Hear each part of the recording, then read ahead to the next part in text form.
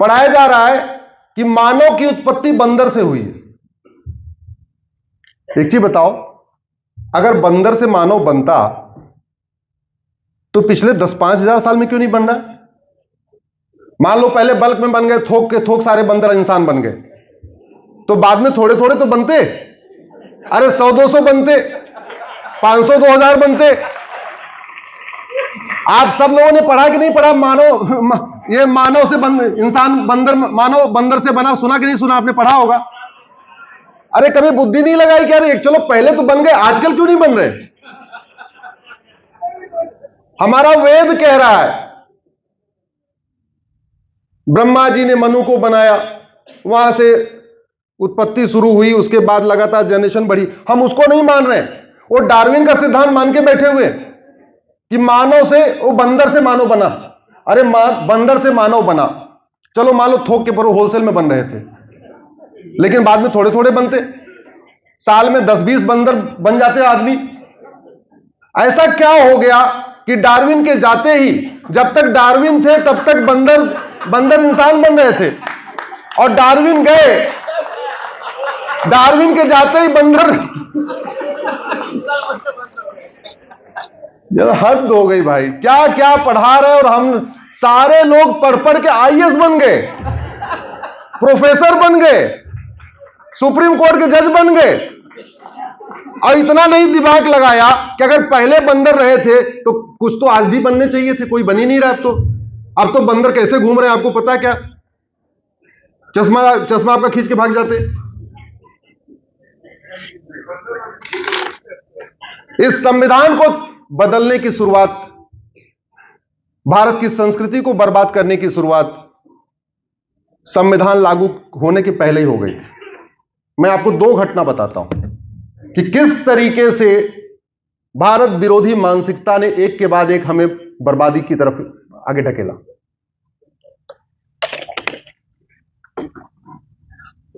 पूरा freedom movement Vande Mataram से हुआ था। वंदे मातरम भारत माता की जय, वंदे मातरम भारत माता की जय।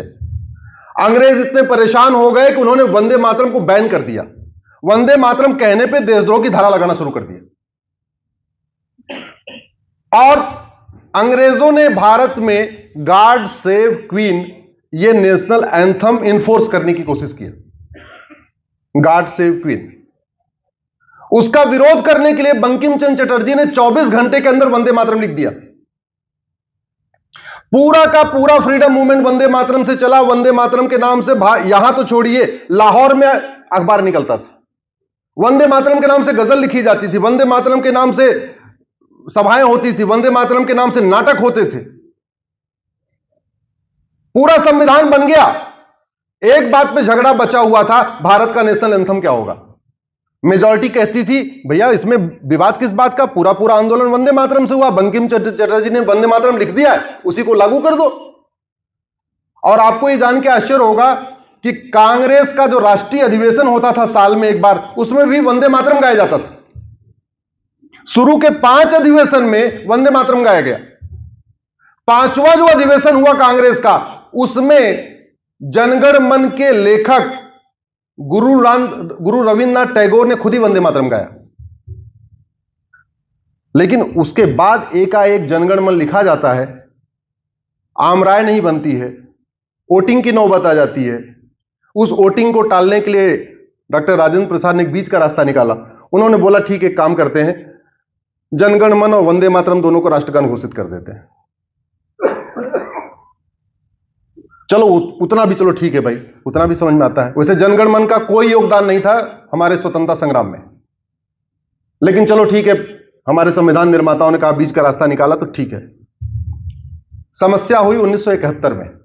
1971 में इंदिरा गांधी ने कानून बनाया, नेशनल ऑनर एक्ट। उसमें जनगण मन के लिए प्रोटोकॉल बना दिया, 53 सेकंड में गाया जाएगा, जनगण मन की ये म्यूजिक होगी। जब जनगण मन गाया जाएगा सब लोग खड़े हो जाएंगे, जो जनगण मन का अपमान करेगा उसको 3 साल की सजा होगी। लेकिन जानबूझ के वंदे मातरम को उस कानून के दायरे से बाहर निकाल दिया, वंदे मातरम को छोड़ दिया। नतीजा, वेब सीरीज बनाने वाले वंदे मातरम अलग तरीके से गा रहे, फिल्मों में वंदे मातरम अलग तरीके से गाया जाता है, सभाओं में वंदे मातरम अलग तरीके से गाया जाता है। जिसको इच्छा होती खड़ा होता है, जिसको नहीं इच्छा होती नहीं खड़ा होता। ये हमारे संविधान निर्माताओं का, हमारे फ्रीडम फाइटर्स का अपमान हुआ कि नहीं हुआ? जोर से बोलिए जरा। मैंने इसके लिए पीआईएल फाइल किया है।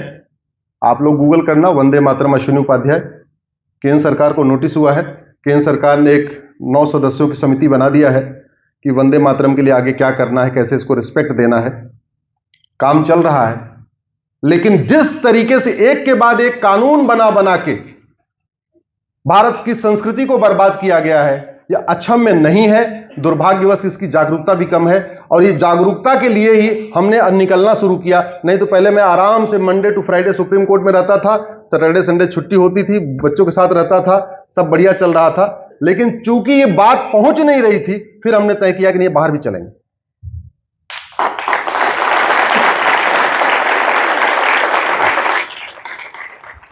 और पीआईएल का नतीजा ये रहा,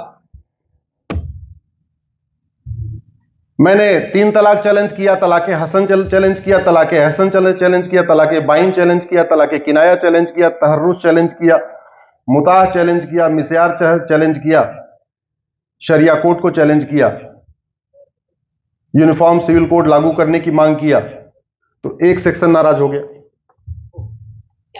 धर्मांतरण के खिलाफ मैंने पीआईएल फाइल किया, दूसरा सेक्शन नाराज हो गया।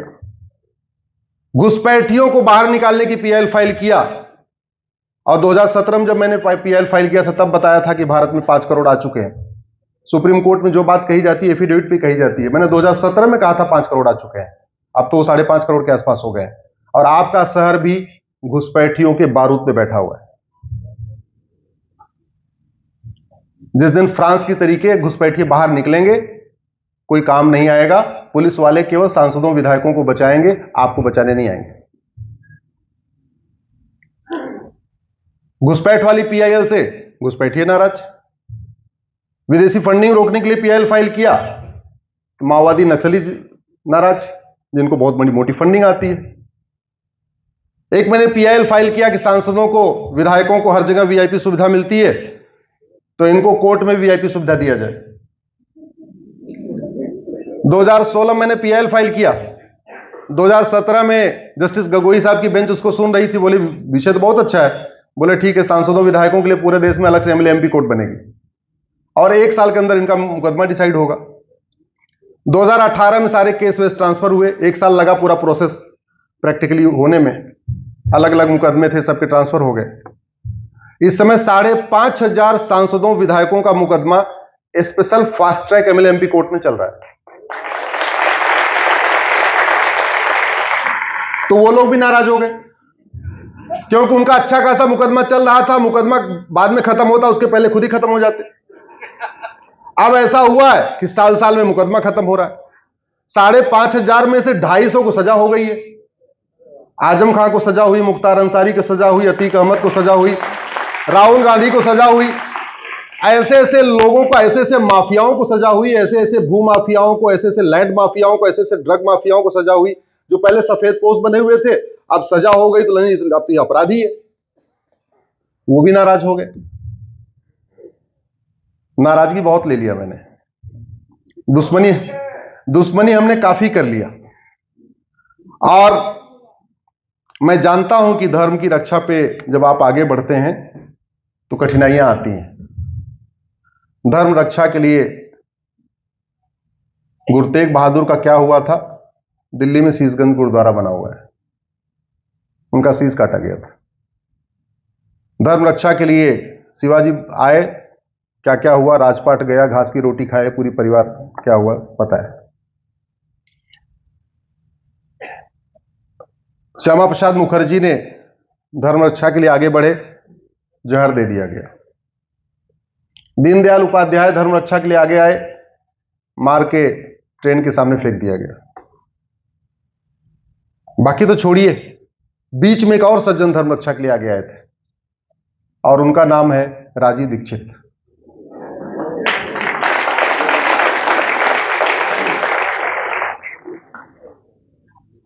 तीस नवंबर को उनकी जयंती भी है और 30 नवंबर को उनकी पुण्यतिथि भी है। हमने उनके साथ काम किया हुआ है, लेकिन वो भी नहीं रहे। सच्चाई तो यह है कि धर्म रक्षा के चलने पे खतरे बहुत बढ़ जाते हैं। एमएलए एमपी वाला कोर्ट का एग्जांपल आपको बता रहा था। अतीक अहमद तो नाराज हुए, आजम खान नाराज हुए, बाकी सब तो नाराज ही हुए, राहुल गांधी भी नाराज हो गए, क्योंकि उनका मुकदमा सुनवाई थोड़ी होता, वो तो एमएलए एमपी कोर्ट का सुप्रीम कोर्ट ऐसे 1 साल के अंदर डिसाइड कर तो सजा हो गई।